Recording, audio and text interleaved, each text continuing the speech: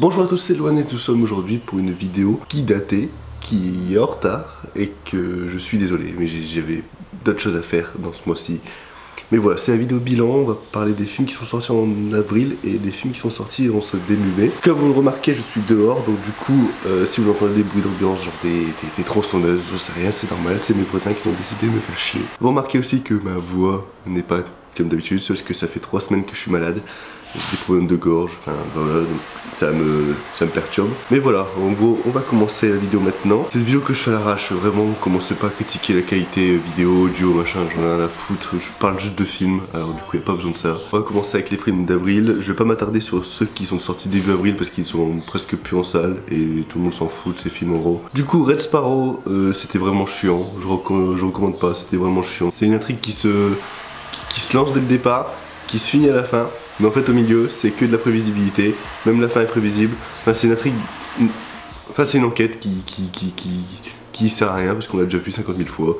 Donc du coup Sparrow, ça sert à rien, c'est inutile et c'est chiant parce que ça dure 2h20 et c'est prévisible. Gaston Lagaffe, c'est cool, j'ai rien d'autre à dire, c'est vraiment cool, enfin il y a des idées de mise en scène, il y a un potentiel comique qui marche. Enfin, Gaston Lagaffe c'était cool, c'est pas un grand film, c'est pas une grande comédie française, mais c'est cool. Dans la brume, j'ai fait une critique vidéo avec Reggie et Gorilla, je vous invite à aller la voir. Taxi 5, c'est beauf, dans le sens où c'est beauf et c'est beauf, dans les deux sens du terme. Voilà, très bien. L'île aux chiens. L'île aux chiens est un des films les plus intelligents que j'ai pu voir, dans tous les sens du terme. Que ce soit le retournement final ou les liens entre les personnages, tout est très bien ficelé et tout est bien fait. Donc je vous invite à aller le voir. Après, l'animation est particulière, ça veut dire que soit vous allez rentrer dedans, soit vous n'allez pas rentrer dedans. Moi je suis rentré dedans dans l'île aux chiens, mais je suis pas rentré dedans dans Fantastic Mr. Fox, alors du coup c'est qui tout double, mais l'île aux chiens, même si vous rentrez pas dedans, c'est hyper intelligent et c'est hyper bien ficelé et c'est hyper bien fait. Donc du coup, je vous invite aussi à aller le voir. Et c'est du Wes Anderson. Wes Anderson n'a pas fait de mauvais film. Allez-y. La mort de Staline, j'ai trouvé ça hilarant. Après, c'est pas un grand film, c'est pas un film qui va marquer les esprits, c'est pas un film qu'il faut obligatoirement aller voir en salle. Mais c'est un film qui est très drôle de par sa satire et de par son contexte. Alors du coup, je vous invite à aller le voir. Après, j'en parlerai pas plus que ça parce que c'est pas non plus le film de l'année, mais matez-le un de ces 4 parce que c'est vraiment cool. Love Addict, c'est nul. My Wonder Woman, je l'ai vu un soir sur mon lit et je sais que j'ai pas particulièrement apprécié, je sais que j'ai pas particulièrement détesté. C'était assez moyen et là depuis je peux même pas vous raconter l'histoire parce que j'ai totalement oublié. Donc film lambda par excellence, film inutile, enfin on en a rien à foutre en fait. Escobar avec Javier Bardem et Penelope Cruz. Film inutile par excellence. Alors déjà j'en ai rien à foutre de la vie de Pablo Escobar, c'est pour ça que je n'aime pas regarder Narcos parce que j'en ai rien à foutre de sa vie. Et en plus, non seulement j'en ai rien à foutre, et en plus le film le fait mal. Fait genre c'est hyper chiant, c'est... Enfin je vois pas le concept. C'est genre, de base la bande-annonce m'avait intrigué parce que avec toute la violence, avec... l'intrigue de base m'intriguait et pour une fois, un film sur Pablo Escobar m'intriguait et finalement je suis ressorti déçu. Je suis ressorti en mode... Ouais non, déjà je me suis fait chier et en plus c'est hyper mal fait, les personnages changent à chaque fois de ton, les acteurs soit ils sont excellents, soit ils surjouent, enfin de base le film est pas bon, le film en fait, de base le film n'est pas mauvais mais aussi il n'est pas bien non plus, donc enfin, c'est genre le film moyen, c'est genre le film où on ressort, on fait... Ouais non, ça vaut pas le coup d'aller voir au cinéma. Alors, regardez-le un de ces 4 si ça vous intéresse. Mais si vous avez vu Narcos, je pense que ça sert à rien parce que c'est typiquement l'histoire de Narcos. Le résumé de Narcos sur Sens Critique résume très bien le film. Alors du coup l'intérêt je ne vois pas. Alors je fais pas par ordre chronologique, c'est juste que je suis sur Sens Critique, je vois les derniers films que j'ai notés. Donc du coup on verra comme ça. Mais il y a Rampage aussi. Rampage qui est un blockbuster par excellence à la Transformers, à la tout ce que vous voulez. Et c'est vraiment mauvais. Enfin, j'ai passé un bon moment, je dis pas le contraire, mais en tant que film c'est mauvais. C'est genre les personnages ont aucune caractéristique à part le personnage de Jeffrey Dean Morgan et le personnage de The Rock. L'action est souvent très mal filmée à part la scène finale. La scène finale est vraiment très impressionnante à voir, mais après c'est juste du film bourrin. C'est du film bourrin par excellence et on te fout plein d'informations à la gueule, on te fout plein de scènes d'action à la gueule, on dit que c'est bien, mais en fait c'est pas bien. C'est les problèmes des films de Michael Bay, c'est plein de problèmes des films avec The Rock notamment. Enfin c'est le problème de plein de films. Et les gens vont voir ça, les gens disent que c'était bien la fin de la séance, mais en fait ce n'était pas bien, c'est pas un bon film, c'est pas un bon scénario, c'est vraiment fade. Les méchants sont vraiment clichés, et notamment tout le film est cliché, tout le film on connaît les personnages, on les a déjà vus quelque part, et notamment les méchants c'est vraiment abusé, les dialogues, les lignes de dialogue sont vraiment nazes. Et que la relation de The Rock et Jeffrey Dean Morgan qui est vraiment intéressante et qui est vraiment drôle à suivre, mais le reste c'est un ramassis de dialogue à chier, c'est un ramassis de clichés, vraiment, ça sert à rien. Et à la fin, j'ai vraiment mal digéré. Enfin, pour moi, c'est vraiment se foutre de la gueule du public, c'est vraiment se foutre de la gueule des gens qui sont dans la salle. Il y en a qui ont pris ça pour de l'humour. Oui, ça peut être de l'humour, mais c'est pas drôle. Enfin, pour moi, c'est pas drôle, c'est vraiment se foutre de sa gueule. C'est genre, t'es ému et là, on te fout un gros doigt dans la gueule. Enfin, non, ça marche pas, ça marche pas. Mais pour moi, Empêche, je le recommande pas. C'est pas un mauvais divertissement, vous allez être diverti, mais en soi, c'est un mauvais film. Et non, c'est niette. On parlait de Narcos et on va arriver au film réalisé par celui qui a réalisé la majorité des épisodes de Narcos. C'est Otage à Antebbe, un biopic, enfin une sorte de biopic, une sorte d'histoire vraie sur ce qui s'est passé, une prise d'otage, qui est pas mal. Vraiment, c'est un film pas mal. Le film a des faiblesses, mais également des moments de bravoure. Dans le sens où il y a des scènes qui sont vraiment lambda, mais aussi également des scènes qui sont vraiment excellentes. Notamment l'introduction avant le titre et le climax final qui déboîte. Il y a un montage parallèle entre une danse et une scène d'action et c'est vraiment très bien foutu. Alors c'est rendu comme ça grâce à la musique qui est vraiment excellente, la musique que j'écoute encore maintenant, enfin elle est vraiment très bonne, mais c'est aussi rendu par l'action et par le montage, le montage que comme j'ai dit qui est vraiment excellent, enfin le montage, il m'a impressionné pendant le film. Après sinon en soi c'est pas non plus un excellent film, c'est pas non plus un très bon film, mais ça nous apprend des choses et dans certains moments ça nous divertit vraiment bien. Donc du coup voilà, Otage à Antebbe, je vous le recommande. En plus il y a un bon casting, il y a une bonne réal, enfin voilà, Otage à Antebbe, c'est un bon film, je vous recommande d'aller le voir. Ensuite, la surprise du mois d'avril, Game Night. Game Night qui est pour moi mon coup de cœur du mois d'avril. Pas dans le sens où c'est le meilleur film, mais dans le sens où c'est celui qui m'a le plus surpris. C'est drôle, c'est intelligent, c'est ingénieux, le scénario est vraiment bien. Enfin Game Night pour moi c'est vraiment un excellent film. Je vais pas vous en dire grand chose sur Game Night parce que il est sorti assez longtemps et il est déjà en téléchargement, donc du coup si vous voulez aller le voir de façon illégale, enfin vous pouvez. Mais Game Night, c'était vraiment une bonne surprise. La fin nous met sur le cul.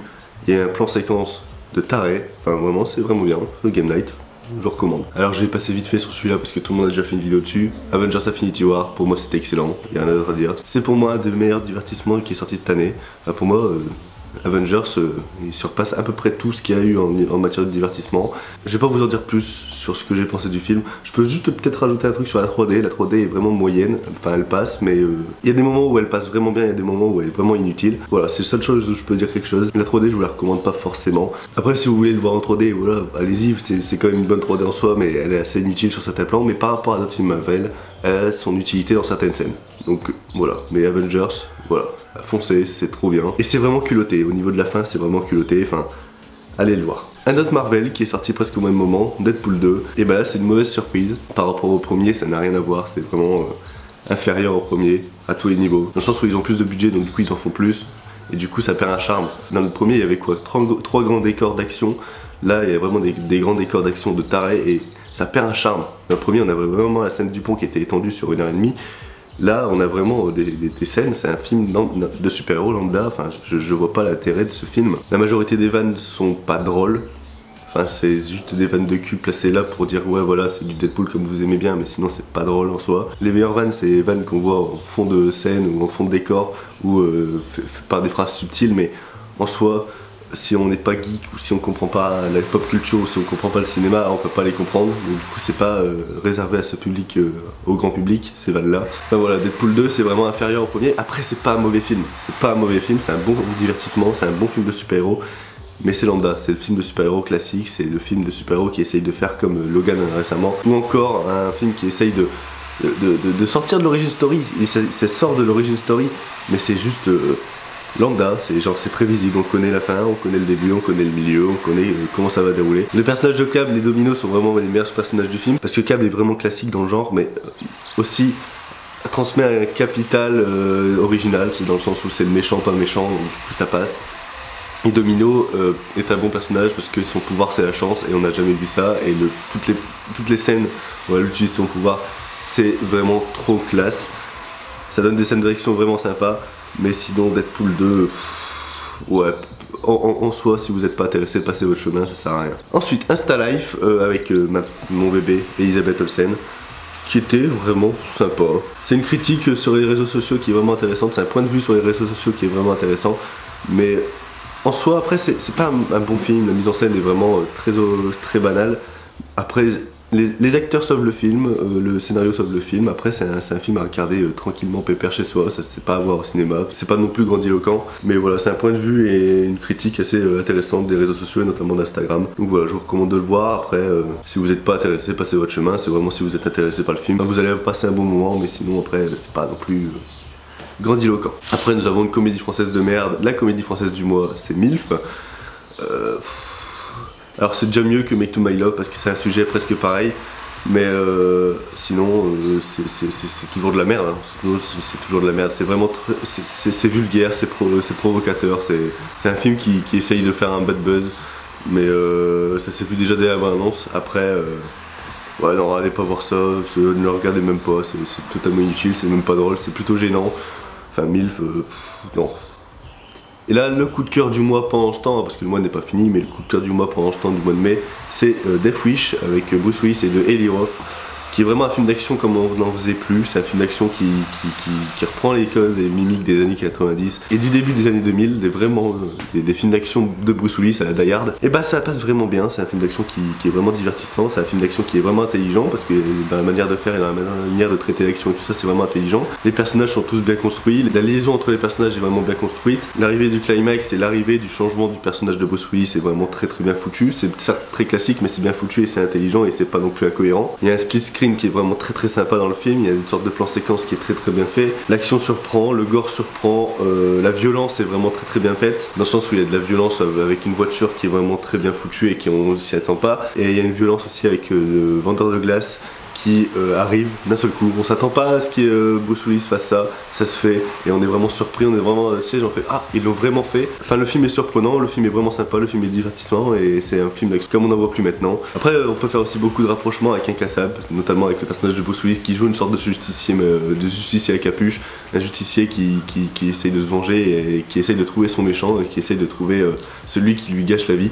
Donc du coup voilà, un petit rapprochement avec Incassable, donc du coup j'ai beaucoup aimé. Donc voilà, Death Wish c'était le dernier film que j'allais traiter dans cette vidéo et c'est un dernier film que je vous recommande d'aller voir en salle parce que c'est vraiment bien. Voilà, c'est la fin des films critiqués durant ces 2 mois. N'hésitez pas à demander plus de précision en commentaire parce que c'est vraiment une vidéo vite fait, parce que je sais que c'est parler pendant 1 heure de tous les films que j'ai vus pendant ces 2 mois, ça sert à rien, c'est inutile, mais c'est juste pour vous encourager à voir certains films et vous désencourager de voir d'autres. Voilà, j'essaye de revenir sur YouTube, je sais que j'ai pas été très actif pendant ce mois-ci parce que j'avais beaucoup de choses à faire. Là je vais être actif normalement en mai-juin, après juillet-août, laissez tomber, juillet-août, j'ai trop de choses à faire, j'ai mon taf et tout ça, donc c'est compliqué de sortir des vidéos. J'essaierai de sortir des petites critiques comme ça dans ma bagnole en sortant de salle à 22 h, mais je vous promets rien. Normalement il y a une analyse d'un réalisateur qui arrive dans pas longtemps. J'essaie de voir si je vous fais une critique de Love Simon, ce que je vais voir donc le soir où je tourne cette vidéo, mais qui sort normalement le 27 juin, donc du coup je pense que j'aurai le temps de vous la tourner. J'essaierai de la faire avec d'autres personnes, pas tout seul. J'espère que ça vous aura plu, j'espère que vous aurez passé un bon moment. N'hésitez pas à me dire en commentaire les films que vous me conseillez d'aller voir au cinéma,